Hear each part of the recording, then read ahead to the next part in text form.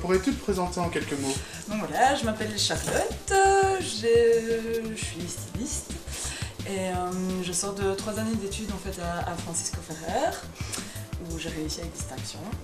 Et à la suite de ces études, en fait, j'ai été réengagée chez la styliste Valérie Berkmans où je travaille à mi-temps, où je complète ce mi-temps par un autre petit boulot chez Zara.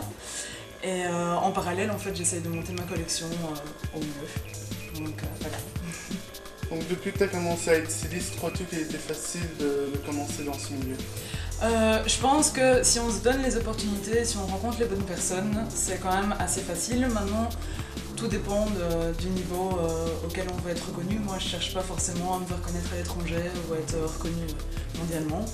Mais voilà, je suis contente du petit niveau que j'ai pour le moment parce que je rencontre plein de gens intéressants, j'ai fait plein de connaissances par rapport à mes stages, par rapport aux diverses personnes que j'ai rencontrées et je pense que ça commence à bouger, donc si on s'en donne les moyens, on peut y arriver, je pense. Et tu penses réellement qu'au niveau de la mode belge, il est facile de se faire connaître? Au niveau de la mode belge, je pense que Bruxelles est un très bon point de contact parce que c'est une plaque vraiment tournante, il y a vraiment plein de gens qui sont dans ce domaine, tant aussi bien dans le stylisme que dans le design textile, où j'aime aussi travailler là-dedans, au niveau du design tout court, et je pense que c'est vraiment il y a vraiment moyen d'avoir des opportunités en rencontrant les bonnes personnes, en montant évidemment des projets, parce que je pense que ça se fait pas comme ça, et voilà.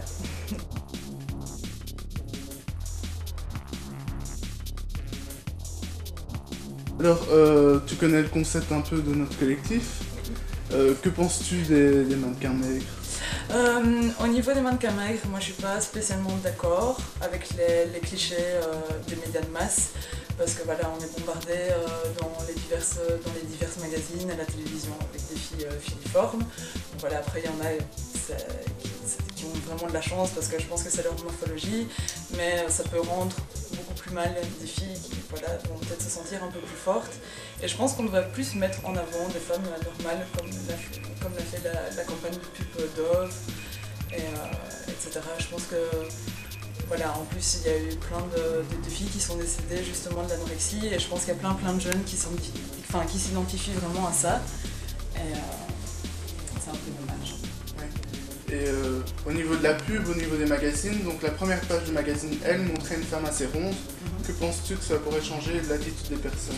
Je pense que ça pourrait vraiment donner confiance aux femmes qui sont hyper normales et qui ont des hanches, qui ont de la poitrine, qui ont voilà, de la cellulite, je veux dire, c'est normal. Et je crois que les filles en général ne se rendent pas compte que les mannequins ne font que travailler leur corps à longueur de journée, c'est leur boulot, elles sont payées pour ça. Et voilà, des filles qui vont au bureau, qui travaillent normalement, c'est impossible. Et puis, je veux dire, c'est un peu se gâcher la vie de ne jamais manger, de se faire vomir, d'essayer d'être toujours hyper mince. Et je pense pas que ça plaise forcément non plus à tous les hommes, comme les plus jeunes pourraient croire. Justement, je pense que c'est mieux une femme bien en chair, normale, qui profite. C'est beaucoup plié et je crois que voilà, je pense à hyper normal.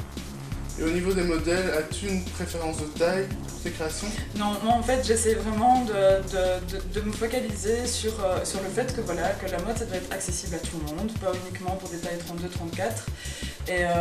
Et donc je sais qu'en montant ma collection, je pourrais très bien monter jusqu'en 44. Parce que la gradation permet de le faire, parce qu'à l'école je l'ai appris. Et je pense que ça doit rester hyper accessible, qu'une femme ronde peut très bien se mettre dans une robe moulante et que c'est pas pour autant méga choquant. Voilà, il faut pas avoir peur de ça. C'est pas parce qu'on est ronde qu'on doit se cacher sous des tonnes de vêtements un peu difformes.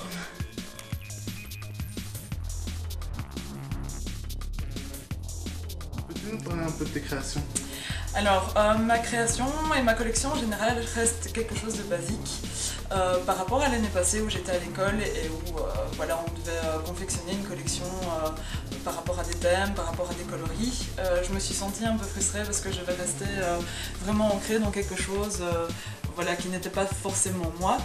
Et la collection que j'aimerais bien présenter cette année-ci est vraiment une collection où j'utilise des coloris, des matières, des couleurs qui me tiennent à cœur. J'essaie de cultiver en fait le tissu bio, donc d'essayer de l'intégrer un maximum dans ma collection, même si c'est pas facile de trouver des fournisseurs.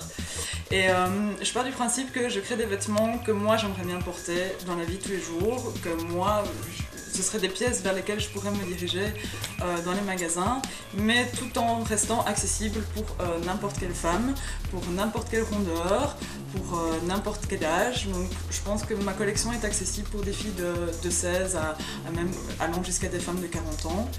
Et voilà, les coupes sont quand même généralement assez simples pour pouvoir jouer avec la sérigraphie, avec des coloris, pouvoir adapter les modèles par rapport aux personnes, par rapport aux envies. Et donc voilà, je suis très inspirée par tout ce qui est la culture urbaine, la musique, les sorties. Les gens à l'extérieur m'influencent aussi énormément. J'adore regarder les gens dans la rue, voir un petit peu leur style, voir ce que les gens portent. Je ne vais pas être inspirée forcément par des créateurs reconnus comme Karl Lagerfeld ou autres. C'est plus des ressentis par rapport à une musique que je vais entendre, par rapport à des gens que je vais croiser, par rapport à ce que les gens me disent aussi autour de moi, de ce qu'ils aiment bien. Je vais essayer d'adapter un maximum. Question pour le futur.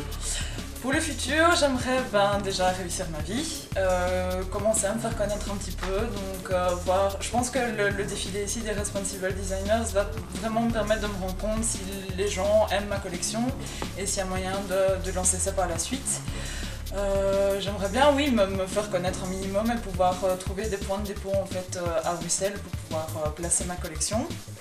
Et en parallèle, continuer mes projets avec la styliste Valérie Berkmans pour qui je travaille et avec la sérigraphe Tamara Louis, chez qui j'ai fait mon stage en sérigraphie en montant à l'école et avec qui j'ai continué à collaborer à la suite de ce stage. Voilà, réussir tout simplement, sans me prendre la tête, en voyant ce qui se passe et en espérant d'être toujours heureuse.